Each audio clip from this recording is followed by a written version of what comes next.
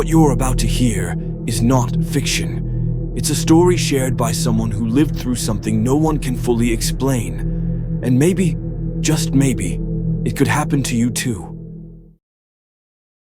I used to live in a small village at the edge of a forest, the kind of place where the silence at night feels heavier than darkness itself. My bedroom window faced the woods. One night, just after 2 a.m., I saw a faint light through the trees, flickering like a lantern swinging slowly. I assumed it was someone hunting illegally or some idiot kids messing around. But then it stopped. The next night, it came back. Same time, same light, same flicker. On the third night, I was already awake, waiting. At exactly 2:03 a.m., the light appeared, but this time, it was closer, right at the tree line. I couldn't explain it, but I felt something watching me. Not from the woods, from inside the house. That night, I locked my bedroom door. I'd never done that before. I left the light on, phone charged, and told myself to stop watching creepy stuff before bed. At 2:11 a.m., I heard footsteps in the hallway. Slow, deliberate. Then a whisper. My name. I froze. My parents were asleep downstairs. The hallway was empty. The handle of my door twisted once, then stopped. No knocking, no second try, just silence.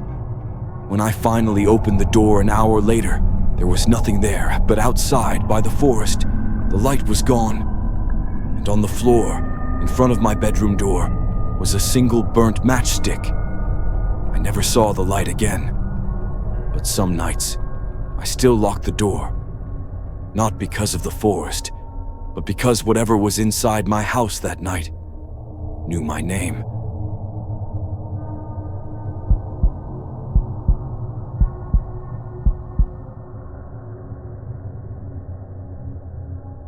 We moved into the house in January.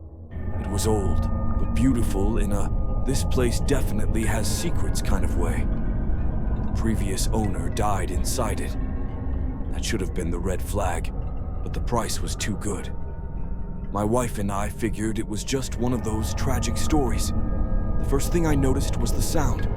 Not loud, just wrong. Every night from 1:37 to 1:40 a.m., the same noise, tapping. 3 taps, then silence. 3 more. It sounded like it was coming from inside the walls, specifically in the bedroom. I thought it was pipes, mice, maybe even some kind of structural shift. Until the tapping changed. By February, the rhythm was different. It started sounding like knocking, soft at first, then harder, and always at the same time. My wife started sleeping on the couch, said she felt like someone was breathing behind her when she lay in bed. I didn't want to scare her more, but I started hearing whispers, not from the walls, from the closet. One night, I sat up in bed when I heard it.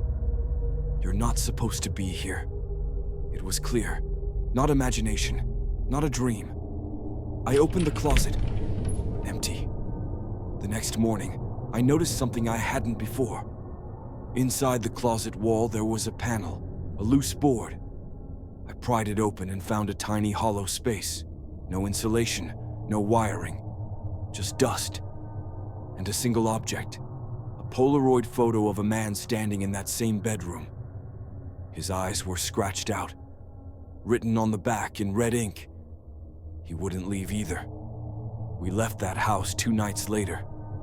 But every now and then, at exactly 1:37 a.m., I still wake up, and I swear I hear it. 3 taps from the inside.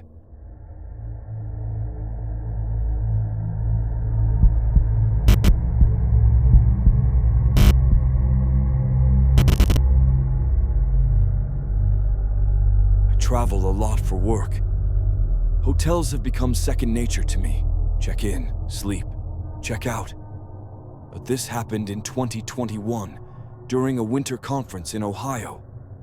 The company booked me into a smaller, independent hotel, not a chain. The building was old, too old, the kind of place where the carpet smelled like decades of stale cigarettes, and the elevators make a noise like they're giving up on life.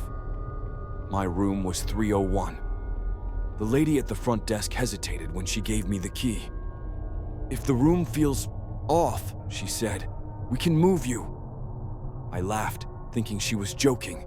She wasn't. That night, I heard something in the vent above the bed. It sounded like whispering. Not clear words, just breathy murmurs, like someone was speaking through the walls. I turned off the heater. It wasn't the heater. The next night, I kept the lights on. I was brushing my teeth when I noticed it. The mirror was shaking, ever so slightly, like something behind it was breathing. I tapped it. It echoed. Hollow. That's when I noticed the corner of the mirror frame had fingerprints. From the inside. I should have left then. But I was tired, and I told myself I was imagining things. At 3:14 a.m., I woke up to scratching. From under the bed. Slow. Constant. I turned on my flashlight, heart pounding, and looked underneath. Nothing.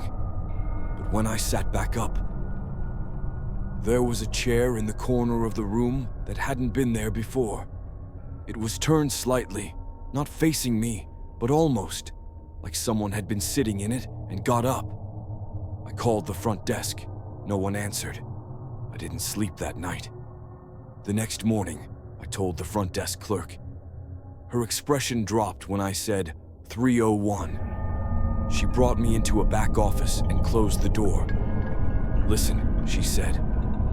"You're not crazy. That room, something happened there in 1998. A man stayed there alone for 3 nights. On the 3rd night, he jumped from the window." I nodded slowly. "Okay, that's awful, but that doesn't explain what I saw." She looked at me and said, "Here's the thing. The window in 301 is sealed. It doesn't open. It's been sealed for decades." I left that day. I never stayed in that city again. But here's what keeps me up at night. When I looked at my phone photos a few days later, there was one I didn't take. It was a picture from inside my hotel room, taken while I was sleeping. And in the reflection of the mirror was the chair, and someone sitting in it.